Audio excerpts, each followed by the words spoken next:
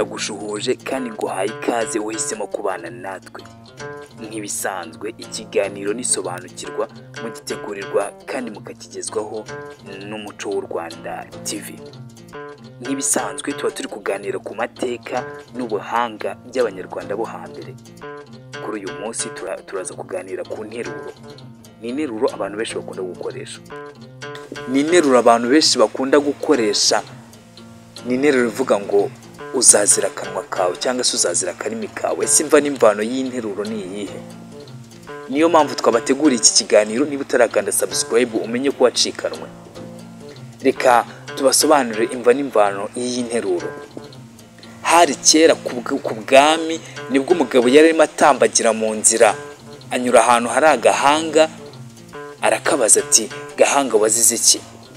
Agahanga nta kindi kakoze, karamusubije ngo nazize urw'abagabo ariko uzazira akarimi kawe. Umugabo yakubitirije urugendo, akomeza agenda yibaza niba ibyo ahuye nabyo ari byo cyangwa se ibyo abonye ari ukuri.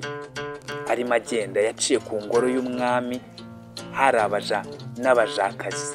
Arangije ati iyi nkuru sinayihererana. Arabahamagara ati muze mbabarire inkuru. Arangije ati muye n'agahanga kavuga, mwaza namwe mukajya kwirebera cyangwa se mukihera ijisho.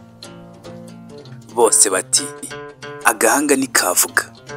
Oya rwose, oya. Umwe mu bagaragu bari aho yaragiye ajya kumenyesha umwami ati mwami, hanze hari umuntu uri kutubwira ko ahuye n'agahanga kavuga. Umwami nawe yaraje, akihagera ati niko sha, uhuye n'iki?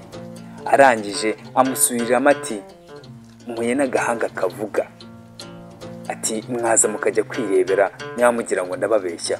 Umwami ati ninsanga umbeshya ndaguca igihanga, ariko ninsanga ari ukuri nanjye ndakugororera.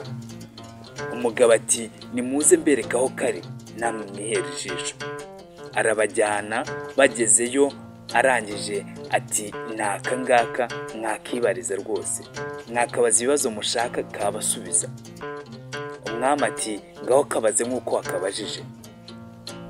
Arangije ati gahanga wazize iki? Abisubiramo nk'uko yari yakabajije. Arongera ati gahanga wazize iki? Karaceceka. Arongera ati gahanga wazize iki? Umwami arangije nta kindi yategetse, yaravuze ati uyu mugabo yadukinishije, mumuzane mbereke. Baramujyana ati uyu mugabo muze kumuca umutwe.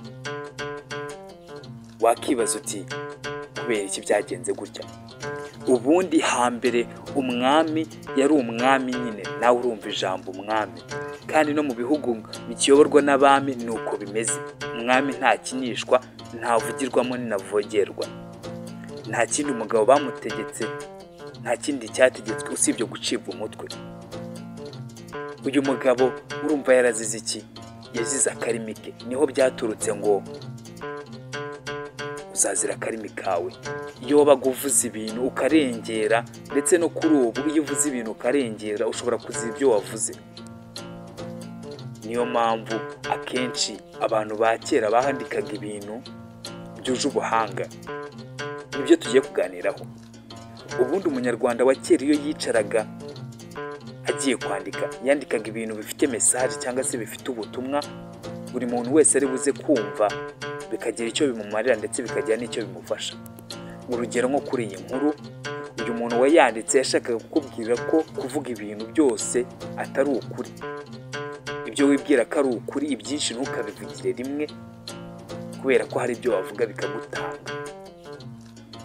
Kuri ubu ngubu iyo ushobora kuvuga ibintu byinshi, ayo magambo ukajya kuyaburana. Yego uzazira akarimi kawe niba uzi kuvugagura kuko ukavuga n'ibyo utazi neza.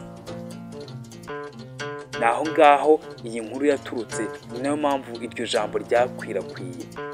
Umunyarwanda wa kera iyo yahangaga igihangano runaka, yarazi ko kiraza kuba cyakora ku mutima abantu benshi, bakaba banagifata mu mutwe.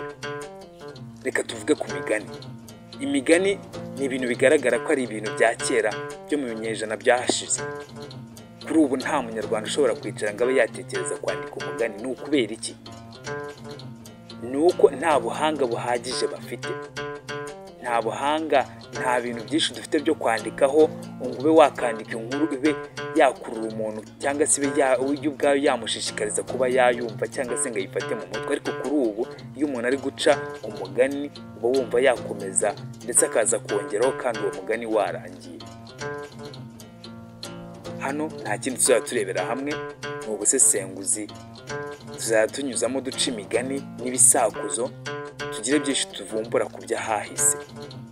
Bityo niba wakunze iki kiganiro cyangwa se hari icyo cyakwigishije, jya muri comment utubwire, wibuka kutubwira ndetse unadusangiza ibyo dushobora kuzaganiraho ubutaha. Ndabakunda cyane.